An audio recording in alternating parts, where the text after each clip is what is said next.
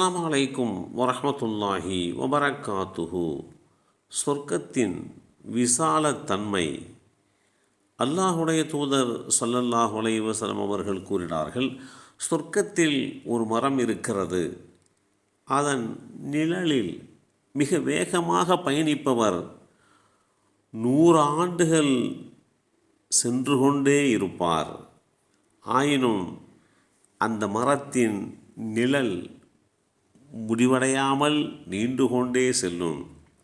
நீங்கள் விரும்பினால் சொர்க்கவாசிகள் நீண்ட நிழலில் இருப்பார்கள் என்னும் வேதமுறை குர்ஆனுடைய வசனமாகிய அல் குர்ஆன் அத்தியாயம் 56 வசனம் 30 ஓதிக்கொள்ளுங்கள் என்று குறிப்பிட்ட இந்த செய்தி அபூ ஹுரைரா ரலியல்லாஹு அன்ஹு அவர்கள் மூலமாக அறிவிக்கப்பட்டு ஸஹீஹுல் புகாரியிலே 3252 என்ற எண்ணிலே பதிவு செய்யப்பட்டிருக்கிறது.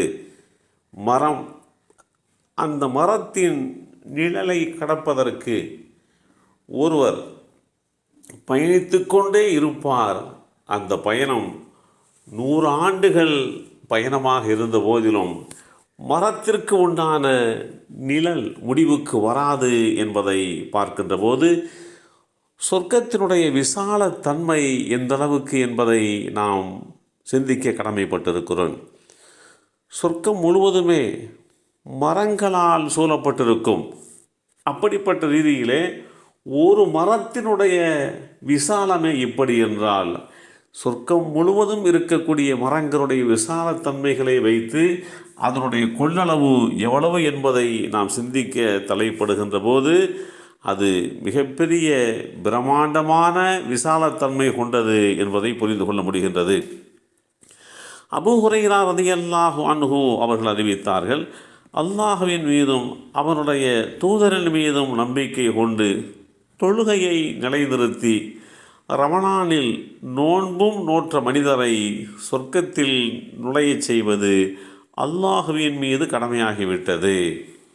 அவர் நல்வழியில் நாடு துறந்து ஹிஜ்ரத்து சென்றாலும் சரி, அல்லது அவர் பிறந்த பூமியில் உட்கார்ந்து கொண்டாலும் சரி, அல்லாஹுடைய தூதர் ஸல்லல்லாஹு அலைஹி வஸல்லம் அவர்கள் குறிப்பிடுகிறார்கள், இப்படி குறிப்பிட்ட வேளையிலே ஒரு நபித்தோழர், அல்லாஹுடைய தூதர் அவர்களே, நாங்கள் மக்களுக்கு இந்த நற்செய்தியை அறிவிக்கலாமா என்று கேட்டபோது அல்லாஹுடைய தூதர் ஸல்லல்லாஹு அலைஹி வஸல்லம் அவர்கள் மேலும் விரிவாக சொன்னார்கள், சொர்க்கத்தில் 100 படித்தரங்கள், அதாவது அந்தஸ்துக்கள் உள்ளன.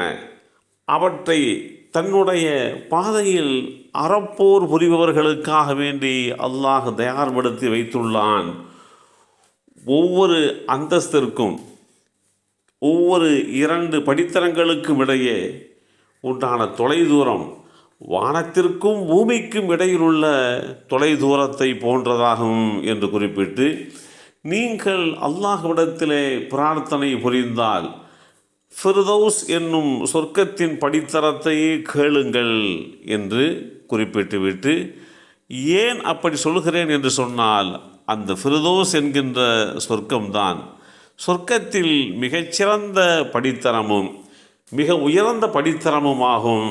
அதற்கு மேலே அளவிலா அருளாளன் அல்லாஹுடைய அரியாசனம் இருக்கிறது. இன்னும் அந்த படித்தரத்திலிருந்தே சொர்க்கத்தின் ஆறுகள் வெளிப்படுகின்றன, பாய்கின்றன என்று குறிப்பிட்ட இந்த செய்தி ஸஹீஹுல் புகாரியிலே 7423 என்ற எண்ணிலே பதிவு செய்யப்பட்டிருக்கக்கூடிய இந்த செய்தி தெளிவுபடுத்தி காட்டுகிறது. அபூ சயீதுல் குத்ரி ரலியல்லாஹு அன்ஹு அவர்கள் அறிவித்தார்கள், சொர்க்கவாசிகள் தங்களுக்கு மேலேயுள்ள சிறப்பு அறைகளில் வசிப்பவர்களை அடிவானில் கிழக்கிலிருந்தோ மேற்கிலிருந்தோ பயணிக்கின்ற ஒளியால் உண்டான நட்சத்திரத்தை பார்ப்பதை போன்று ஆர்வத்தோடு பார்ப்பார்கள்.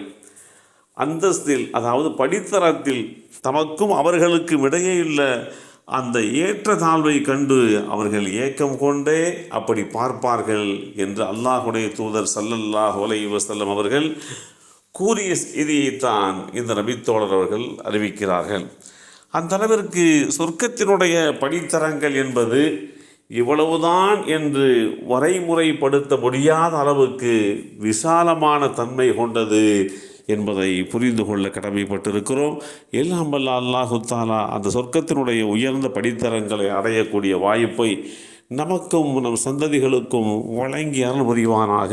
அஸ்ஸலாமு அலைக்கும் வரஹ்மத்துல்லாஹி வபரகாத்துஹு.